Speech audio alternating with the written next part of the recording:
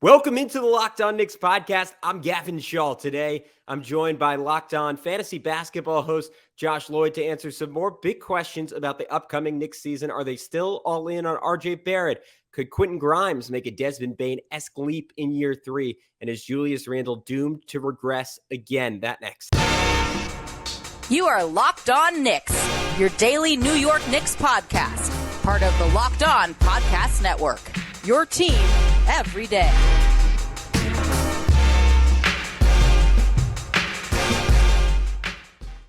You are Locked On Knicks, and this episode is brought to you by FanDuel Sportsbook, official sportsbook of Locked On. Make every moment more. Visit FanDuel.com/LockedOn today to get started.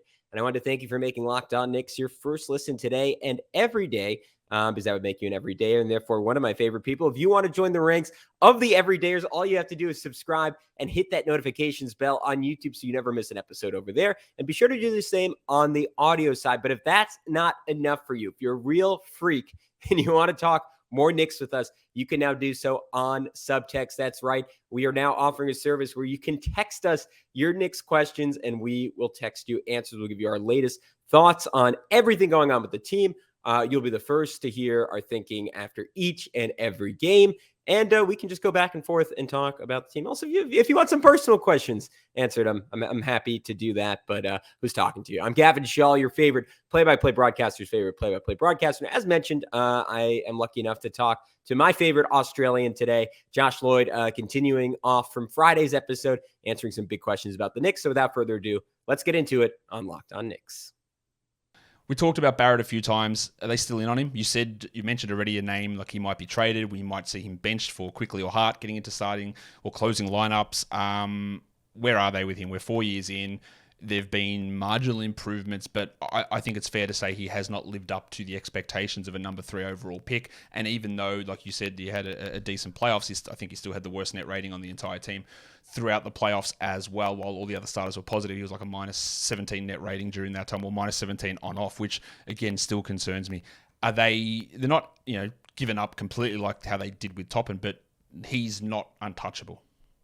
Yeah, I think the best way to sum it up would be they're in on him until they aren't. The net rating stat, I think, paints a perfect picture where you watched him play, right? And there were some real great moments in the playoffs. The stretch from game 3 to, I think, 5 against Cleveland where they put Karis LeVert on him and RJ just said, all right, I'm gonna go kill this guy. And he did it over and over and over again, went right through him, got to the rim. And I don't think the Knicks control that series the way they do without RJ's, 1, aggressiveness, but 2, his willingness to just repeatedly get into the heart of the defense and make the right play. And that is an essential quality on the Knicks because you look at him, Randle and Brunson. Obviously, Randle and Brunson have decent assist numbers, but they're also guys who like to put their heads down, like to create, and Brunson's efficiency justifies it. Randle's efficiency justifies it sometimes, but he's a slow decision maker. Brunson, for a point guard, can sometimes be a little bit of a slow decision maker, and RJ got much, much better in the playoffs at just making the simple play over and over again. His defense, as far as I could tell, was substantially better than it was in the regular season, where I thought for the second straight year really took a step back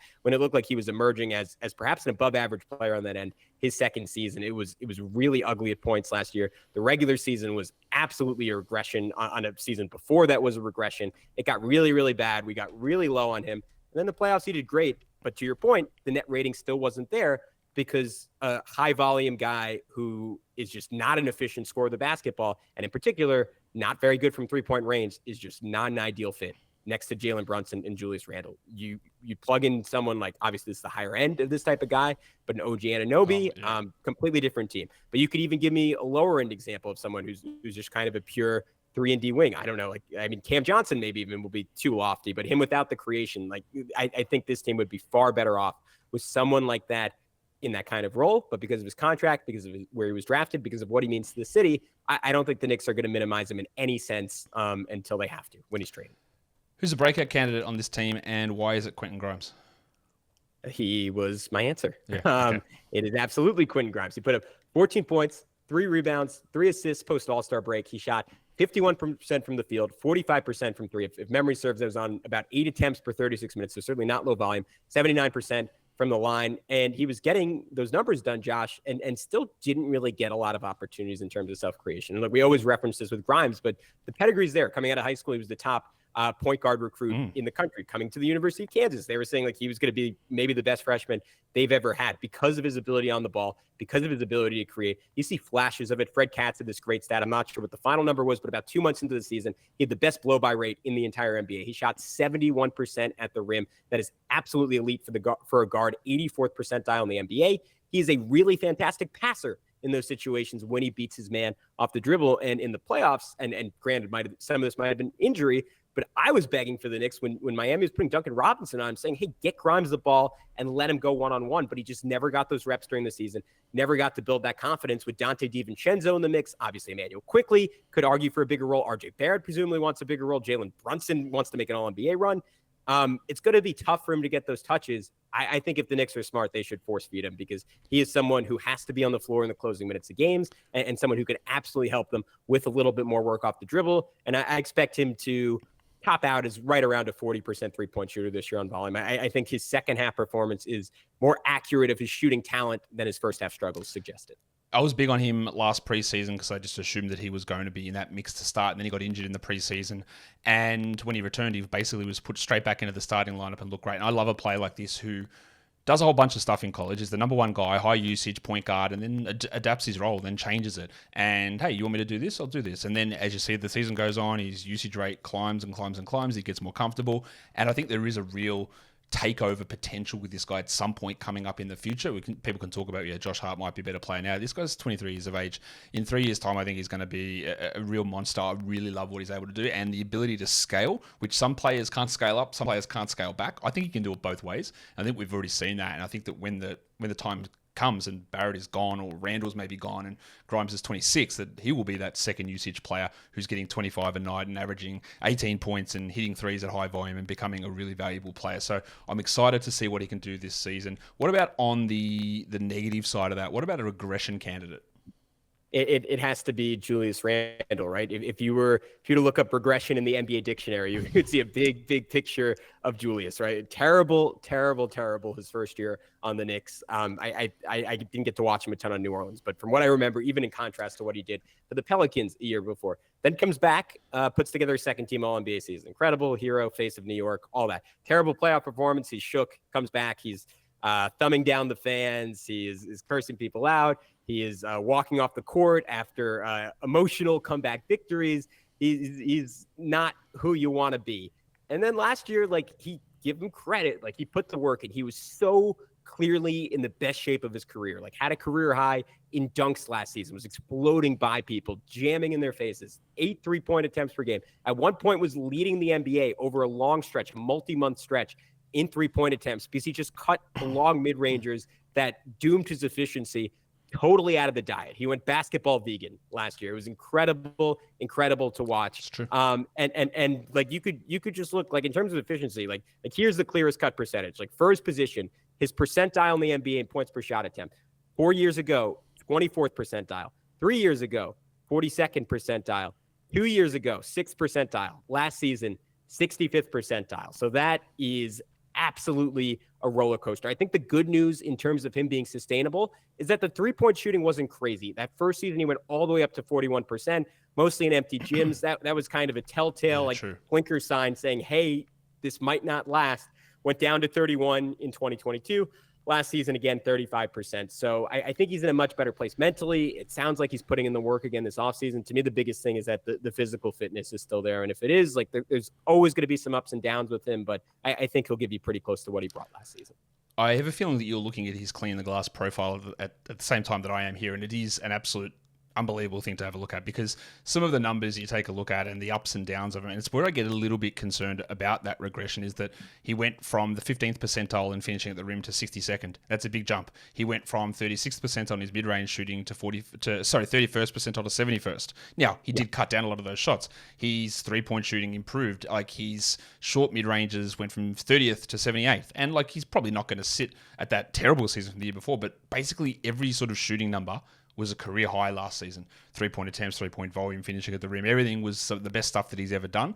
And when everything is career best, it is hard to, again, make everything career best again the year after. Having those two gigantic big improvements can be tough to do. So I am a little worried about where those things go with him. But like we've detailed earlier, if it doesn't go for him, well, the team doesn't go, really. That's going to be the thing. Who's the most likely player to be traded? We've mentioned a few names here. There's RJ, there's Quickley, with impending restricted free agency. There's Forney, who absolutely wants to get out of there. Who's the most likely to be traded? We're going to get into that next, plus a really fun game to wrap up the show. But first, I want to tell you about our friends over at FanDuel, because football season is about to kick off, and FanDuel is giving you the chance to win all season long, because right now, when you bet on a Super Bowl winner, you can get bonus bets every time they win in the regular season. So just pick any team to win the Super Bowl, and you'll get bonus bets for every victory. And it's so cool because you can use your bonus bets on spreads, player props, over-unders, and more. So visit FanDuel.com/lockedon and start earning bonus bets with America's #1 sportsbook. That's FanDuel.com/lockedon. I got a chance to go on FanDuel the other day, and it was a whole lot of fun. I bet Team USA to win by less than 30 against Slovenia. Slovenia. I thought it was a little bit of a Ewing theory with Luka Doncic. I thought they dicked them a little likely. I only won by half a point, but was able to pull it off. So I hope you could do the same and go win some money on FanDuel. Yeah, I get Evan Fournier is the easiest answer. He's going to get traded at some point. He is begged and pleaded through every form of media he can to be dealt. So I don't see any world where he's on the Knicks by the end of the season. It's not going to be a fun ride if he is. But I'll give you a more fun answer. I think it is one of Immanuel Quickley or RJ Barrett. And this is where things get tricky, right? Because as I outlined before, I'm of the belief that Quickley is an infinitely better player than RJ. I don't think there is any world where it's close. They are just about polar opposites in terms of the statistical impact they had. I mean, you painted RJ's like absolutely negative net rating. That was the case all season. Quickley, on the other hand, they played like the best team in basketball pretty much whenever he was on the court. And yet you have to ask yourself some real questions with him. How much money does he ultimately want on an extension? The Knicks obviously have to worry about extending Quentin Grimes as soon as next offseason. They have to worry about paying Jalen Brunson probably over $300 million over the life of his next contract. They have to worry about, like, if you want to keep Julius Randle just as an asset and have that contract running a little longer, like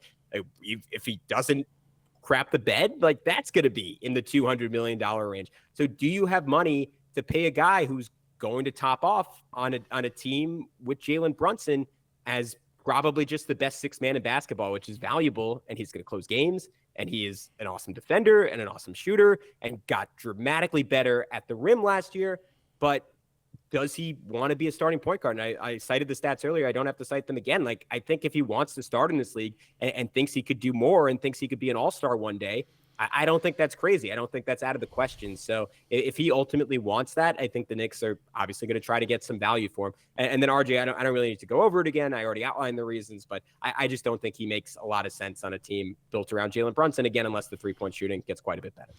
I'm not a trade machine guy, and I'm not even going to open a trade machine to see if this works, but I just had a thought about it because you're right. Quickley is a starting point guard, and I don't see him being a starter next to Jalen Brunson. I just don't know how that works long-term in terms of the size of those guys and all that stuff together. Like, Quickley's not small, but he's not huge, right?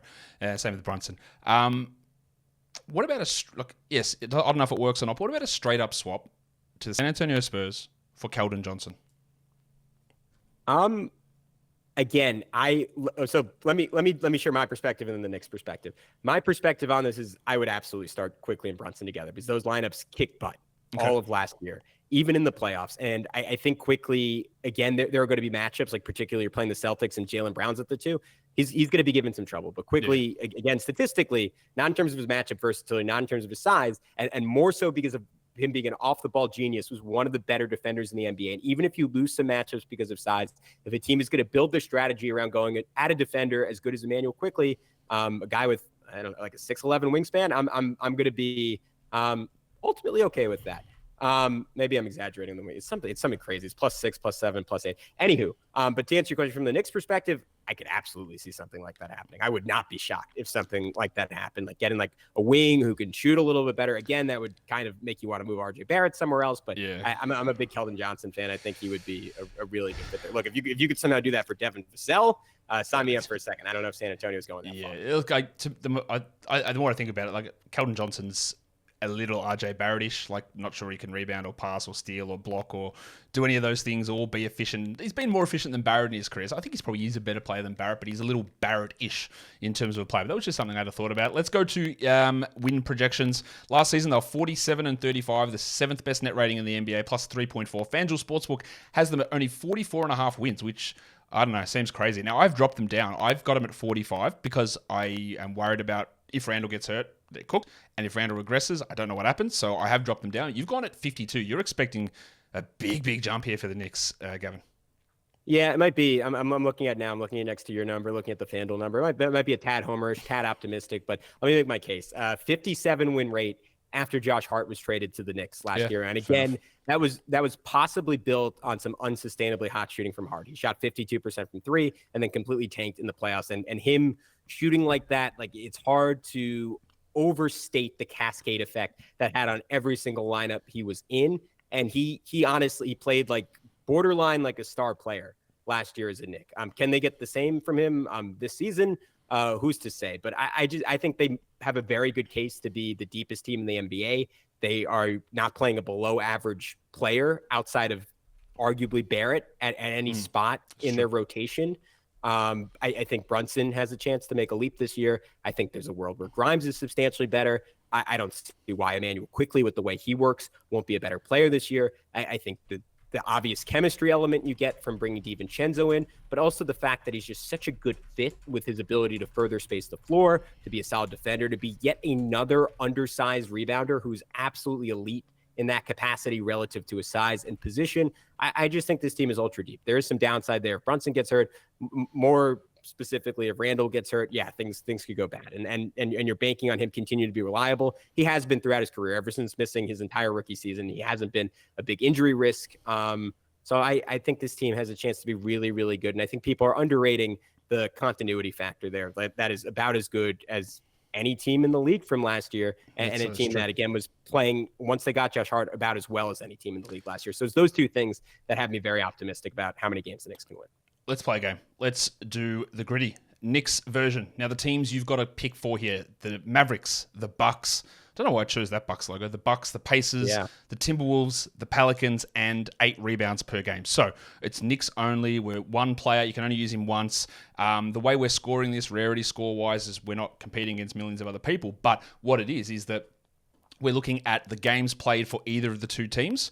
We choose the lowest of those numbers, and then I rank the lowest of those numbers. So if someone played 400 games for the Knicks and 1 for the Mavericks, and you choose that player, well, you get a really low score because they only appeared once for the Mavericks. And then for the 8 rebounds per game, it's 8 rebounds per game in a season while playing for the Knicks. And then we rank those on how many total games that player played in their career for the Knicks. Where do you want to start? Let's start Mavericks. I'll throw out one of my all-time favorite Knicks, Frank Ntilikina. Frank Ntilikina, future Hornets legend Frank Ntilikina. That is obviously correct. The score on that is not bad. I thought it would be higher. It gives you a 39.77. He played 105 games for the which team? For the Mavericks. It's 105 games for the Mavericks. That's 39th percentile out of everyone who played there. So where are we going next? All right. Let me think this through. We can go Timberwolves. Minnesota Timberwolves. All right, let's do this. Yeah. All right, this is going to be too high of a percentage. I want Stephon Marbury is my all-time favorite Knick, but let me try to think of someone a little bit rarer that has played for both teams. Ooh, there's some good ones. Taj Gibson. Taj Gibson is correct. Unfortunately for you, it is a little too correct because he played a lot of games. In terms of the guys crossing over between these teams, he is like the 3rd highest amount of games. Luckily for you that Stephon Marbury was the first there, so you would have got 100 if you had chose Marbury, but Gibson is a 90.63. Marbury was the most. Someone asked if I can relay the highest and lowest, and I might as well do that. The lowest number of games played, or the lowest score you could have got, was Darko Milicic, who played 8 games for the Knicks. Wow. So there you go. You could have got an 8-game Darko in there. All right, let's do the next one. Where are we going with the next one? Is that the Bucks in there? That is the Bucks. I know I don't know why I chose that logo. That is the Bucks. Okay. All right. I gotta think this through because there's no one at the top of my head. Oh, there's a real good one. The Bucks I just saw. All right. Knicks Bucks. I know Bobby Portis, but again, that's going to be one of the highest ones, I think. Trying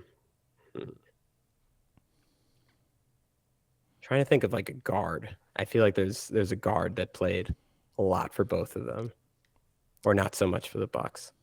Yeah, that's where you want to go. You want to go for the ones that played a few games for one of the teams. All right, let me circle back to the Bucks. Right, we'll get back to them. Can I go because that just came to my head. Can I go Elfrid Payton for the Pelicans? Elfrid Payton for the Pelicans. You can go with Elfrid Payton for the Pelicans. Let's see where that takes us. Elfrid Payton, a very weird New York Knicks tenure. He only played 42 games for the Pelicans. I thought he played more than that for them. So that gives you a score of 22.2 for Elfrid Payton. That's not a bad score. 22. Right, 22.1. Sorry for that one. All right, and then Pacers. I'm going to go Chris Copeland. Oh, that's the best one. I hope it works. I hope it's a good score. I love the Chris Copeland one. He played about 10 games for the Knicks. I feel like after signing that contract. Chris Copeland. Oh, there you go. 13.61 for Chris Copeland. I didn't announce the high score or the low score for that one. So for the Knicks Pacers, the highest score one was Mark Jackson. Of course it was. And the lowest score is Solomon Jones. There you go. All right. So we've got Bucks and then the 8 rebounds per game. Okay. Let's go. We could start with the 8 rebounds per game. I'll tell you, there are 30 players in New York Knicks history who have averaged 8. They don't have to have qualified with a certain amount of games played for the Knicks. That's an interesting thing. 30 individual players who have had seasons of averaging 8 rebounds per game. And it had to be when they were on the Knicks? Had to be when they were on the Knicks, and you're looking for the guy who played the fewest career games for the Knicks. Ooh. That's a great category. All right. I want to say someone like Earl Barron. Maybe if he played like 2 games on the Knicks, but I doubt he's on there. All right. Is that an answer? You might want to lock that one in, yeah. All right, let's do it. Let's go Earl Barron. Earl Barron is correct, and that is the lowest possible score you could get for that one. Earl Barron played 8 games for the Knicks and averaged over 8 rebounds. I'll tell you what's the other. There's 2 really popular names here who are very low scored. DeAndre Jordan played 19 games, and Joakim Noah played 53 games for the Knicks. And I couldn't have done that one. I wouldn't want to win that way, Josh. I can't believe you played 53 games. Anyway, last one is the Bucks. Let's see what you get here. I hope you get the one that I hope you get, but I don't know if you will. But it is a legendary one if you can get it. Can I get a hint on that? I'm struggling here, Josh. I need a little help. He's a current NBA player. Wow. All right, and barely played for the Knicks and for the Bucks. He barely played for one of the 2 teams. Barely played for one of the 2 teams. I should know this. Oh, that's a great one as well. Can I get a position for him? Is that too? He's a big man, big-ish man. Yeah, big-ish man. Power forward center. Power forward center that played for the Knicks and Bucks. Chris Copeland qualified for this one as well. I didn't realize that. Oh, that's a good one. Man, I'm brain dead right now. All right, I'll take the hit on it. I'm just gonna go Bobby Portis. All right, let's go with Bobby Portis, and I'll tell you the good ones there. Bobby Portis, I don't think he's as high as you assumed him to be. Let me have a look. Yeah, I guess he didn't play that much for the Knicks. No, he didn't. What did he play, like a season there? Yeah, 66 games for the Knicks. That's 27.43. So not a bad overall score there for Bobby Portis. The one that I was hoping he would get was Thanasis Antetokounmpo, who played 2 games for the Knicks. And then I saw another one, Luke Cornett. Played 1 game for the Bucks. I don't know when that happened, but he played 1 game for the Bucks, and he would have been one there. And then Wes Matthews played 2 games for the Knicks as well. There's some That one I should have gotten. That's classic Nick coming over in the KP trade. Oh yeah, and then Langston Galloway played 3 for the Bucks. So there were a few really random ones in there, but we got through it. You get a good score in the end. Gavin, thank you for coming on. Tell us what's going on at Locked On Knicks. Oh man, we got a full week up ahead. We're to have a special guest. I'm not gonna say who, but from Kings Nation on to debate Jalen Brunson, De'Aaron Fox, Julius Randle, Domantas Sabonis, the former best low-key rivalry in the Eastern Conference that no one really cared about outside of those 2 players. So that's coming up later this week. We'll have our thoughts on the Josh Hart extension And yeah, Josh, you always do incredible work. Big fan of your pod. So always happy to come on. Thanks for bringing me in. Appreciate it, Gavin. Go check out Locked On Knicks for all the stuff they've got coming up through the off season. Gavin, thanks again for coming on.